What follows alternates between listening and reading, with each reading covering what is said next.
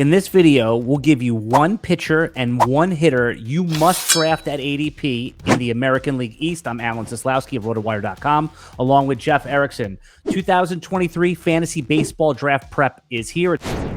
Must draft pitcher on the Baltimore Orioles. Kyle Bradish. I think if you miss out on Grayson Rodriguez, don't fear. There's other good pitchers in this Orioles staff. I think the ballpark is now a pitcher's park. Kyle Bradish was way better in the second half. He's got velocity and movement that's parallel to some really great starters like Corbin Burns. Results haven't quite followed yet, but if you look at what he did in the second half of the season, it's far better. Had one disastrous outing against the Red Sox in September that otherwise obscured a pretty good second half. So strikeout upside is there. And you're getting him in the 300s. You're getting him as almost a reserve pitcher, and I like stacking him away, getting him late. Give us a hitter that you like at ADP on the Orioles. Okay, this one's my white whale, Gunnar Henderson on the Orioles. Third base only. Be aware of that. Some people want to draft him at shortstop, but he's only qualified at third base in most leagues. Elite sprint speed, really good walk rate. He is a player that is going to have I think he's going to be someone that adapts to the major league pitching really quickly. He held his own upon his call up last year. Get me some Gunnar Henderson. Let's talk Red Sox. Who's the pitcher that you're most likely to draft this year? Yeah, I'm glad you phrased it as that instead of must have.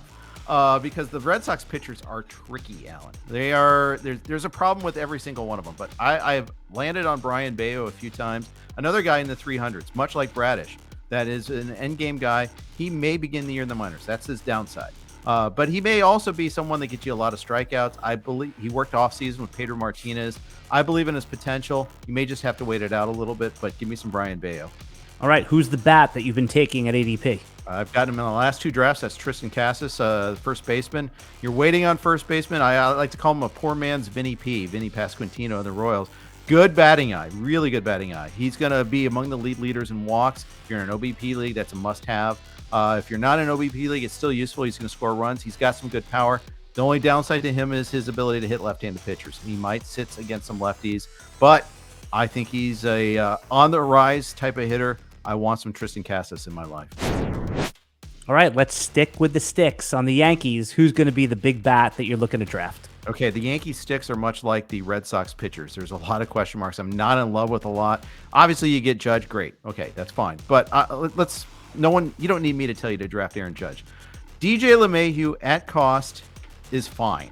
He fills three different spots, first, second, and third. So if you missed out on the elite tier of second baseman and the second tier of second baseman, LeMahieu's there, and he's still got palpable upside. He's 35 years old. I worry about that a little bit there, but I do at the same time think that he can hit some average, some power, not a ton of speed, but he checks a lot of boxes for a cheap cost.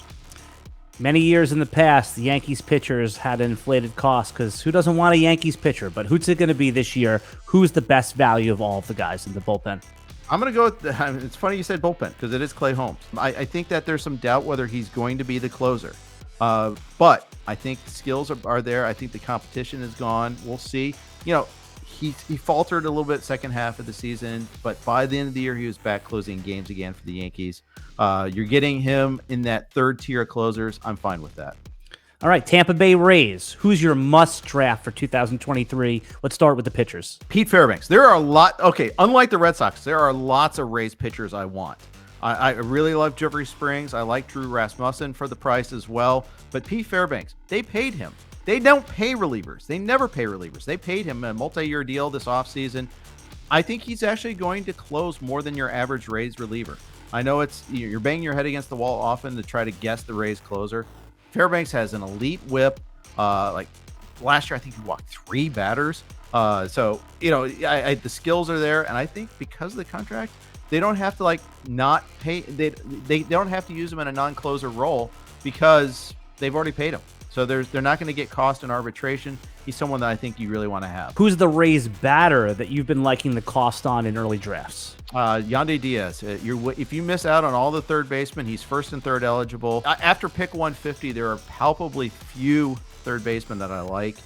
You can wait and wait and wait some more and still get Diaz, and he's going to play nearly every day. He's going to be fine. It's time to talk Toronto. Last team of our AL East must draft. So who's going to be our must draft pitcher? I'm going to go Alek Manoah. I think a lot of people are going to tout Ricky Tiedemann after spring training outing. Tried and true, Funny thing is, he was an ace last year, but because the strikeouts really, and the strikeout percentage didn't really leap up compared to some of his peers, he hasn't gone up in cost. He is costing the same as he did last year. You're getting a number 2, SP2, and maybe even SP1 if you wait on starting pitchers. I love Alek Manoah. Give me more Alek Manoah in my life. Who's the Toronto hitter that you must have? Matt Chapman. If you want to get power, you're going to have to take on some batting risk. The new changes in Toronto's ballpark are only going to benefit Matt Chapman's power. Fly ball hitter, pull hitter. They're going to move the fences in, but a little higher. I don't think that hurts him at all. It's not like he hits line drive homers. He hits fly ball homers, and I think he's going to benefit from that. Give me some Matt Chapman at the depressed cost of like 150 or later.